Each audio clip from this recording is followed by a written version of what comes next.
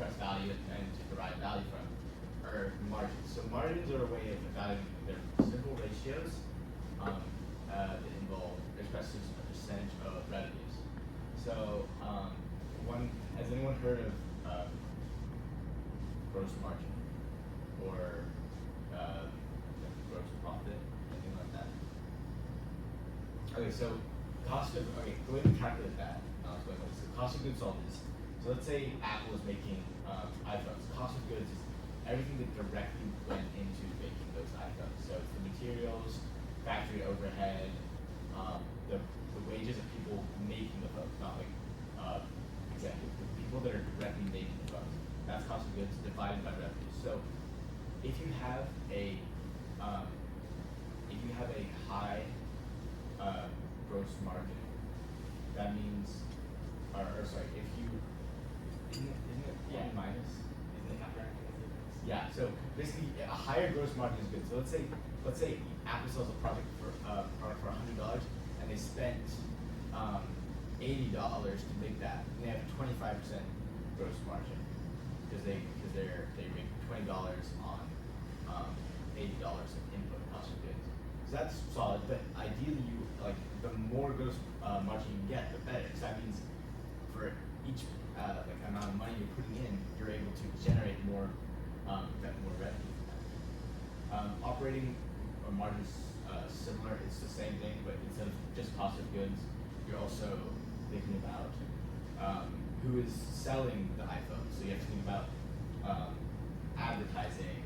You have to think about people that are like in the stores, executives that are designing this stuff. So all about that. There are additional costs, not just creating an iPhone. There's a bunch of things around there that's operating costs. And so after that, when you subtract those, you get operating profit dividing by revenues, and you can see still there, after all those costs, is the company still good at creating eventual profit from all the money they put in?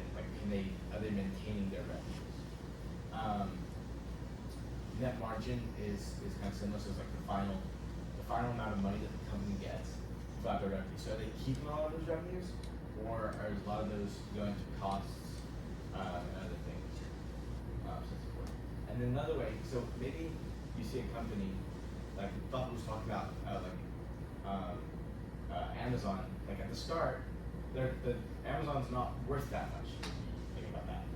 They're a small company, but if you see that they're growing a lot, they have a lot of growth. So maybe their revenue's growing a lot, or their profits growing a lot, or the revenue's growing and the cost of goods are decreasing. Their margins are getting better.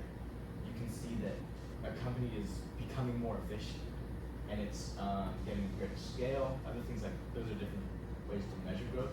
But if you see a company is growing, that could be a way to say I think there's value right now because I think there'll be more value in the future. And that's how a lot of retail investors will do it. They'll just look at sort of the margin savings or trend going upwards, because ideally you want to see the company becoming more efficient. Each of these numbers has its own sort of use. There's not one that's the most efficient or the best one that the best indicator of the company's success. For example, you might use net margin because that's the actual profit. That's what people consider the actual money they take home. Operating margin, the reason we might use that is because difference between operating margin and net margin is you take out taxes, right? So operating margin is your operating profit, which is your profit before they consider taxes and all that. So maybe you only want to value the core operations of the company, right?